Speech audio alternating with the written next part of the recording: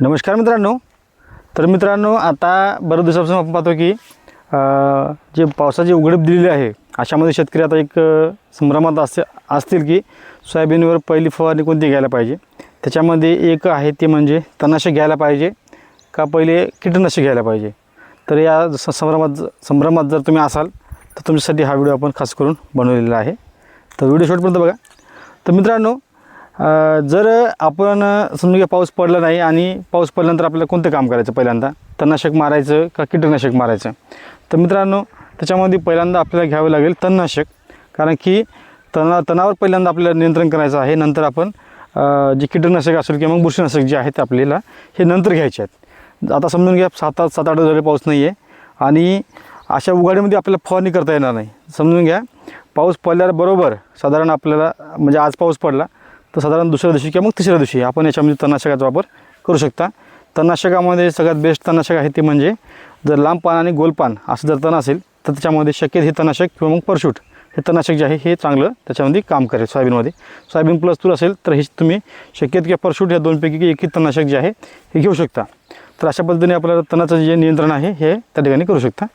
तर मित्रांनो, आपण कशा पद्धतीने तणाचं नियोजन करतो ते म्हणजे सुरुवातीला आपण आता हे जे शेत आहे हे आपलं आहे मक्याचं.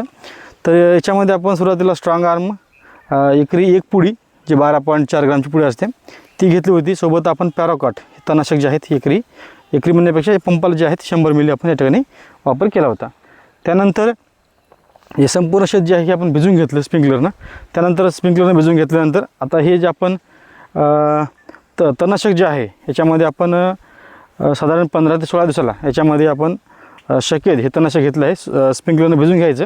2 पलट्याचं स्प्रिंकलर भिजवल्यानंतर तेवढेच पलट्याला आपण तणनाशक जे आहे टप्प्याटप्प्याने मारून घेतलेलं आहे. कारण की आपलं जे शेड्यूल असते ते म्हणजे 10व्या दिवशी आपण जे फवारा सांगितला होता क्लोरोबायरिफॉसचा, त्यानंतर 15 ते 16 दिवसाला आपलं तणनाशक असते. त्यानंतर 20 ते 22 दिवसाच्या दरम्यानमध्ये आपली पहिली फवारणी असते, ती म्हणजे महत्त्वाची पहिली फवारणी. त्याच्यामध्ये असं आपलं शेड्यूल असते. त्याच्यामध्ये आपण पहिल्या फवारणी जे आहेत, आता आपली ही जी लागवड आहे साधारण 25 जूनची आहे आणि आज तारीख आहे 14 जुलै आहे.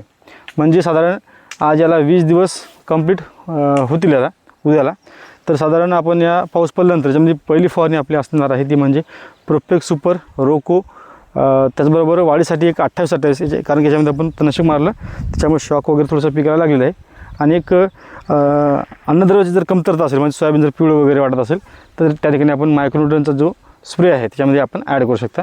म्हणजे प्रोपेक्स सुपर आपल्याला साधारण 30 मिली, रोको साधारण 30 ग्राम आणि मायक्रोन्यूट्रन आहे साधारण 25 ते 30 ग्राम आणि 28-28-00 हे जे की बरेच शेतकरी 19 वापरतात, त्याच्या जागी तुम्ही 28-28 वापर करा वर खतामध्ये, त्याचा रिझल्ट चांगला आहे.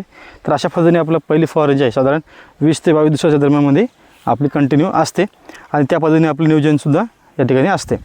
तर अशा पद्धतीने तुम्हाला नियोजन करायचं आहे.